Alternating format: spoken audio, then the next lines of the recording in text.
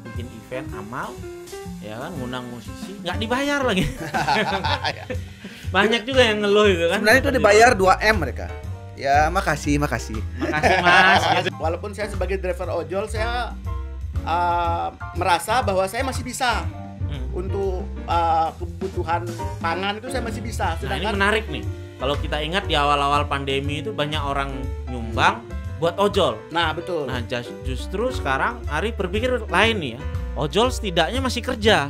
Ya, atas nama orang miskin. Ada apa kira-kira orang miskin perlu diatasnamakan? Nah, jangan-jangan ini isinya pejabat ini. Wah. Yang sering mengatasnamakan orang miskin kan pejabat ini, ya.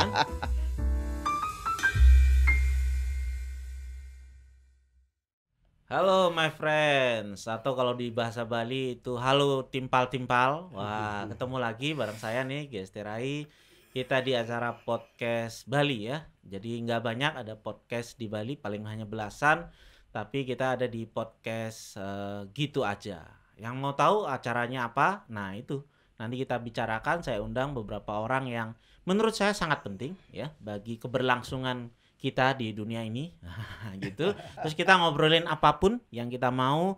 Nah itu acaranya, gitu aja ya. Jadi edisi kali ini saya udah mengundang nih 2 orang kawan saya sebetulnya ya. Kalau off air kita udah sering ngomongin banyak hal, bahkan hal-hal yang sensitif ya. Tetapi kita undang, kita perlu mendokumentasikan ya kan pembicaraan dan kegiatan apapun yang kita sudah lakukan ya. Di era sekarang pandemi Covid ya kan. Suka nggak suka itu berlangsung. Banyak orang yang menghabiskan waktu untuk berdebat, banyak orang menghabiskan waktu dengan cemas ya, kemudian mengeluh. Tetapi 2 orang tamu saya justru melakukan sesuatu yang berbeda dari orang lain. Bukan karena berkelebihan, tapi mungkin berkelebihan dalam hal mindset barangkali ya. Nanti kita cari-cari tahu ya. Yang pertama beli Putudok Yudana ya. Selamat siang nih. Selamat siang. Ya, Selamat siang, Putudok Dr. Yudana, dan yang kedua adalah Mas Arif ya. Lengkapnya siapa Mas Arif? Nama lengkap saya Arif Melki Kadafuk, itu nama lengkap. Wah, panjang ternyata ya. Tapi orang biasanya tahu Arif. Iya, gitu Arif ya. MK itu nama Arif MK ya. Iya, betul. Oh, itu singkatannya Singkatan ternyata. MK Saya itu pikir Melki Kadafuk. Saya pikir Mahkamah Konstitusi Waduh, gitu ya. Mantap. Kali ini dengan baju gebuk radikalisme Gebuk ya. radikalisme. NKRI harga mati. Ya. Oke. Mantap. Ya, mantap. Jadi beliau berdua ini kalau my friends tahu ya, itu cukup banyak atau cukup aktif terutama di Facebook ya. Di Facebook setiap hari berkeliling, kita bisa lihatlah kegiatannya, aktivitasnya apa saja. Tetapi dalam beberapa bulan ini ada yang cukup konsisten saya lihat, ya kan? Jadi ada yang namanya komunitas Anom Peduli. Anom Peduli. Kalau dalam bahasa Bali Anom itu artinya adik ya. Adik. Lebih mudah. Tapi di sini singkatannya ada. Apa singkatannya? Anom Peduli itu singkatan dari atas nama orang miskin peduli. Komunitas Anom Peduli, komunitas atas nama orang miskin peduli. Iya, atas nama orang miskin. Ada apa kira-kira orang miskin perlu diatasnamakan ya? Nah, jangan-jangan ini isinya pejabat ini. Wah. Yang sering mengatasnamakan orang miskin kan pejabat ini kan? Tidak seperti itu, Dok. Tidak seperti itu ya. Kisahnya begini. Nah, gimana? Selama era Covid, dari bulan Maret itu, saya saksikan teman-teman dekat saya, teman-teman nongkrong saya, itu rata-rata dirumahkan. Atau mungkin kalau masih bekerja itu jam kerjanya dipersingkat. Otomatis penghasilan mereka berkurang, ada yang sama sekali nggak berpenghasilan.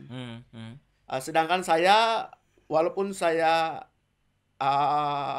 seorang driver ojek online. Jadi sehari-hari Arif ini driver ojol ya? Driver ojol. Walaupun saya sebagai driver ojol, saya merasa bahwa saya masih bisa untuk kebutuhan pangan itu saya masih bisa. Sedangkan, nah ini menarik nih. Kalau kita ingat di awal-awal pandemi itu banyak orang nyumbang buat ojol. Nah betul. Nah justru sekarang Ari berpikir lain nih ya. Ojol setidaknya masih kerja. Masih kerja. Banyak yang lain malah berhenti kerja. Berhenti karena dirumahkan. Saya merasa bahwa saya masih bisa berpenghasilan. Sedangkan teman-teman nongkrong saya nggak bisa. Mereka untuk makan pun susah. Jadi saya berinisiatif setiap hari itu 50.000 penghasilan saya sisihkan. 50.000 dari penghasilan Arif ini disisihkan untuk bantu teman-teman. Bantu teman-teman. Kalau boleh tahu sebenarnya penghasilan sehari biasanya berapa, Arif? Mungkin Rata-rata lah, mungkin sekitar 100 atau 150. Jadi sebenarnya itu hampir setengah sepertiganya ya. Betul. Untuk disumbangkan ya. 150 50 ini saya sisihkan untuk saya belikan beras dulu. Beras, saya lihat teman-teman saya yang susah makan, saya berikan beras. Saya kan orangnya suka eksis di medsos. Saya nyumbang ke teman, saya selfie, saya upload. Boleh kan? Orang memang kita melakukan hal itu. Betul. Agak. Apalagi setengah dari penghasilan kita. Terus terang saya sendiri nggak pernah tuh kayaknya nyumbang setengah dari penghasilan bulanan, ya kan? Iya. Nah, ini setengah harian. Ya kan? Saya upload, saya unggah di Facebook. Banyak teman-teman saya merespon. Wah, Pak Arif hebat nih. Bagus kegiatannya. Jadi banyak yang tergerak. Akhirnya karena teman-teman saya juga beberapa yang mereka sibuk, tapi ingin membantu tapi tidak ada waktu ke lapangan. Mereka ya, kadang begitu juga saya temui kan, orang sebenarnya kepengen nyumbang tapi takut salah sasaran. Betul, ya kan? Betul. Gimana nih, ya kan, yang perlu mendapatkan sumbangan dan dalam bentuk apa, ya kan? Betul. Jadi Mas Arif kemudian menjembatani itu. Ada teman-teman yang ingin berbagi tapi nggak ada waktu dan tidak tahu harus disalurkan kemana. Dia kontak saya, Pak Arif, saya ada sembako, tolong yang disumbangkan ke yang menurut Pak Arif berhak. Karena saya sering di lapangan ngojek itu kan masuk keluar kampung, jadi tahu di mana kantong-kantong. Nah, jadi gambaran keadaan Kota Denpasar ya, umumnya tahu ya, oh di mana sih ini, kemudian dengar ceritanya. Ya kan? Dan juga kita cari info ke kadusnya, apakah yang bersangkutan udah dapat bantuan dari pemerintah. Tapi itu kan menghabiskan waktu juga ya. Karena jangan-jangan ngurusin ini kita nggak sempet ngerjain nih. Nah, karena di jalan kan, sambil jalan bisa. Oh, jadi sambil jalan. Betul, ya. Betul. Tapi ceritanya kegiatan sosial ini sebenarnya tidak menambah penghasilan juga ya. Hanya menambah kepuasan batin, kita bisa berbagi. Itu yang penting. Seperti itu. Kita bisa berbagi, melihat teman yang susah bisa tersenyum bahagia dengan bantuan kita walaupun nggak banyak. Itu sangat membahagiakan kami berdua, seperti itu. Dan memberi semangat ya. Beri semangat. Ketika seseorang ada yang terbantu ya kan, untuk hari ini saja sulit. Nah, tentu memberikan semangat buat yang lain ya kan.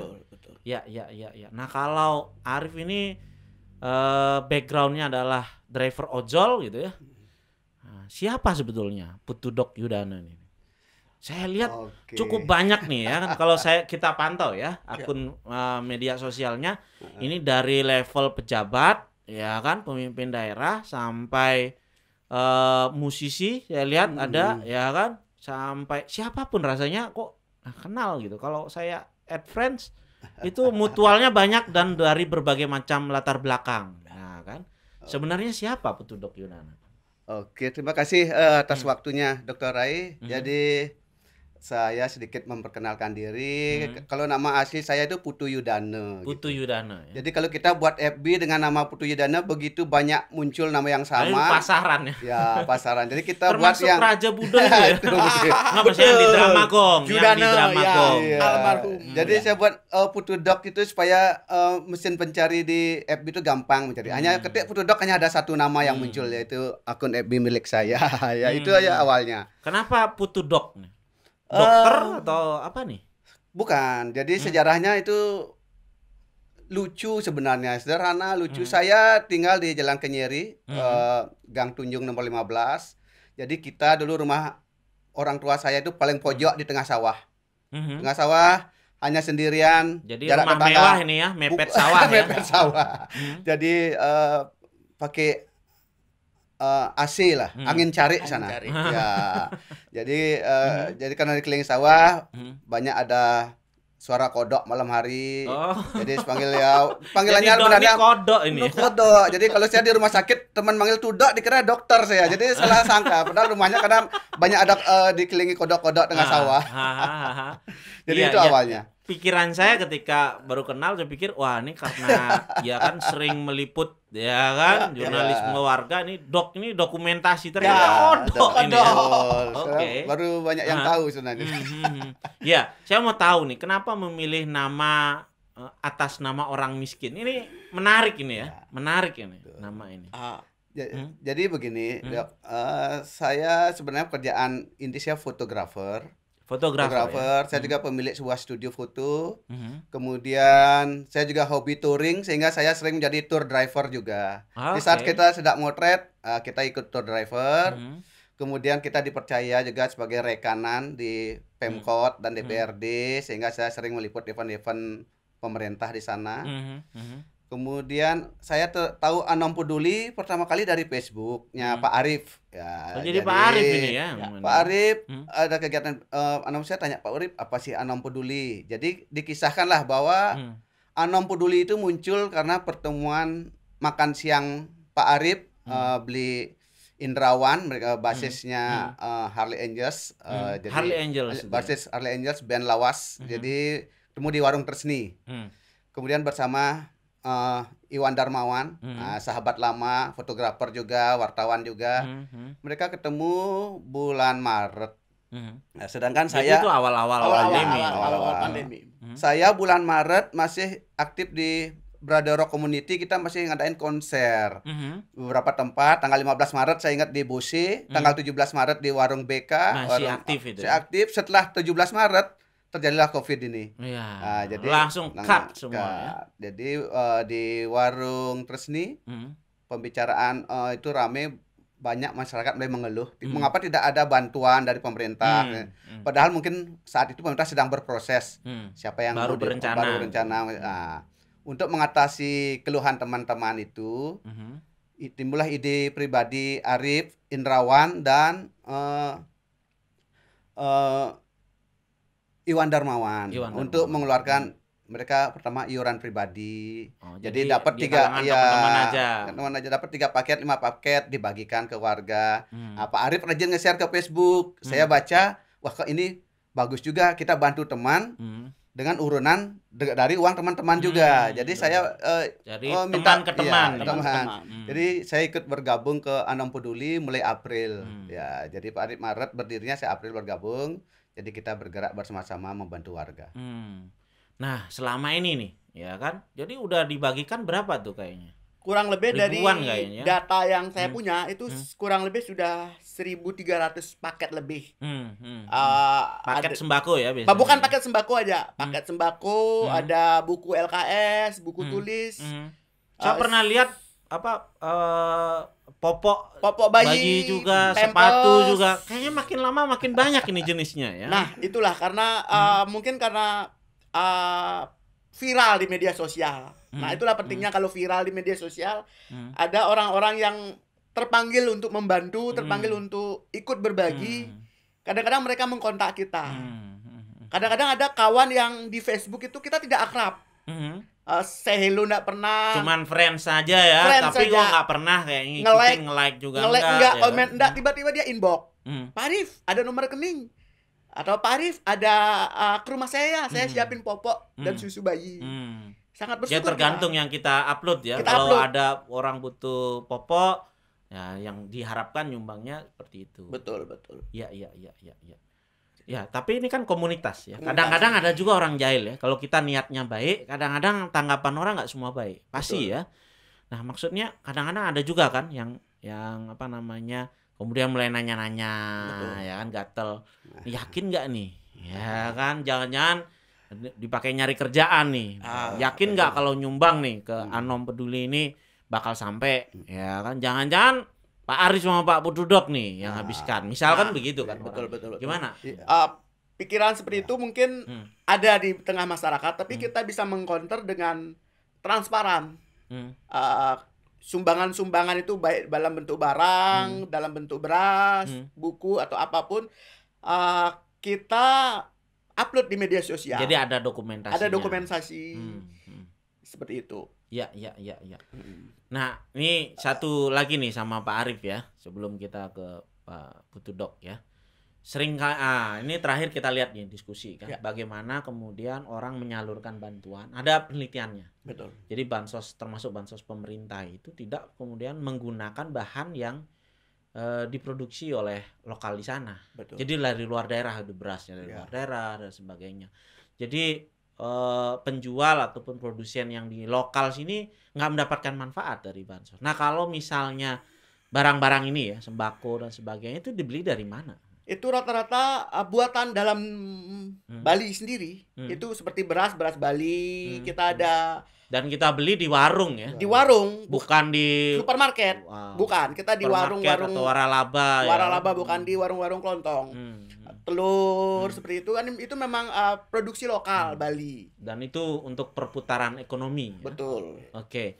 Nah, sekarang nih yang menarik nih Pak Putudok, nih kan latar belakang nih menurut saya agak jauh-jauh ini ya kan. Fotografer ya kan, kemudian aktif di event ya kan, event-event pemerintah ya kan. Jadi cukup banyak tahu lah kan. Kemudian rock nih. Kalau dari penampilan sebenarnya nggak kelihatan ya. Nggak kelihatan seperti rocker. Lebih mirip Pak Arif kayaknya untuk jadi rocker ya. Nah, kemudian ada di komunitas musik ya kan, dan sebagainya. Kalau dari pengamatan Putudok nih, sebenarnya dari COVID ini gitu, apa sih secara ekonomi ya dari teman-teman yang permainan, pengaruhnya itu besar nggak sih? Jadi terima kasih waktunya Dok. Kita tidak usah jauh-jauh bicara teman dulu. Sebenarnya saya pribadi ini korban COVID itu sendiri. Jadi sebagai fotografer, event, kameramen video, event tidak ada, itu dicoret semua karena tidak boleh keramaian kan begitu. Sayalah korbannya sebenarnya. Bulan pertama Maret itu ya saya ada sedikit tabungan Dok. Jadi kita masih fine. Saya ada tabungan. Karena kita pikir mudah-mudahan ini sebentar. Kepikiran saya seperti itu sebentar. Begitu bulan April, kok ini saya lihat situasinya makin runyam, makin parah. COVID, terus belum berita-berita di medsos yang begitu menakutkan, berita dari luar negeri, dalam negeri. Ini parah sekali. Saya harus berbuat sesuatu. Kemudian kebetulan saya kalau urusan musik rock, saya dari tahun SMP 1987 itu penggemar klasik rock. Jadi klasik rock itu saja hiburan saya. Itu ya. Iya, 80, 90 ya. Jadi bahkan yang 70-an level Deep Purple, Led Zeppelin itu kita sangat favorit. Nah, kebetulan di komunitas saya berada rock community yang saya ikuti sana sejak pendiriannya. Banyak musisi-musisi yang tidak bisa bekerja. Jadi mereka itu selama ini ngamen di warung, bar, hotel atau restoran. Dari sana pemasukan mereka wisata close. Ya, mereka bisa ngamen sebelumnya 3 kali sampai 4 kali seminggu dengan berpindah-pindah tempat bar dan restoran tersebut. Kemudian off sama sekali 100% istirahat total.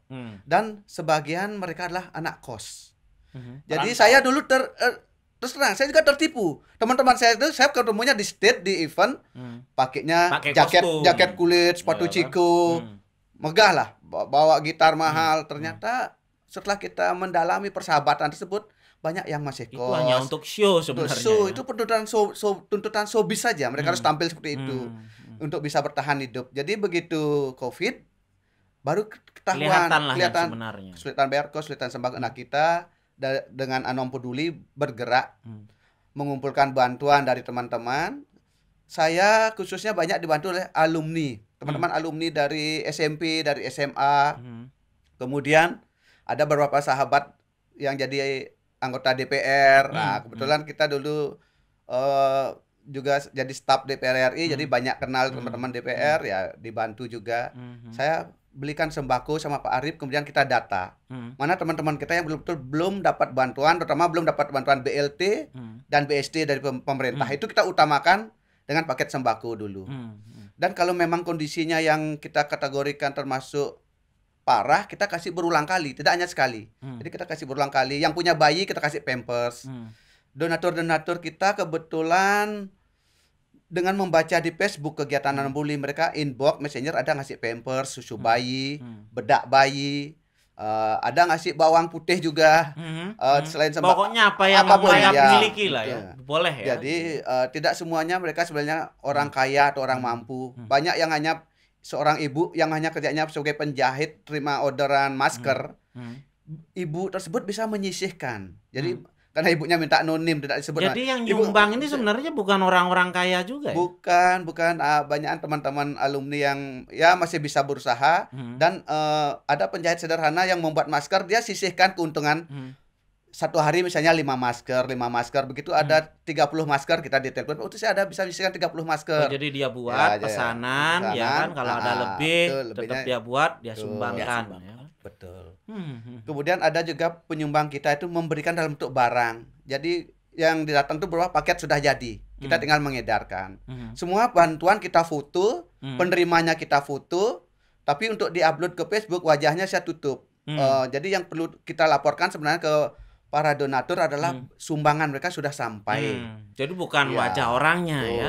Betul. Sebab kita juga pengen mereka juga tetap punya harga diri, ya kan, jangan sampai ini kayak orang ngemis kan, orang kita ngasih kan, bukan mereka minta. Ya bagus juga. Ya, di samping itu kita Anom Peduli itu tidak ada keuntungan berupa materi yang kita terima, hanya kepuasan batin seperti Pak Arif. Kita begitu mereka dapat bantuan, lihatlah senyum ceria anak-anak. Kita kasih sepatu sekolah, senangnya luar biasa. Apalagi saya edarkan sampai ke desa-desa, ke pelosok di Karangasem, Buleleng. Terakhir ini malah sampai keluar daerah, keluar sampai Karangasem, Singaraja kita edarkan. Jadi mereka sangat bahagia. Itu uang transport, uang makan dari relawan kita bayar sendiri, uang saku sendiri. Padahal tadi bilangnya secara pribadi kena dampak COVID. Lalu gimana nih?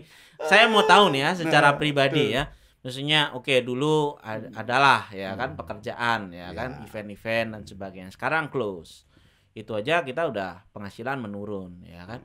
Lalu kemudian sementara ini beralih kemana? Saya tahu juga nih beberapa musisi ada yang jual bumbu, jual buah ya kan.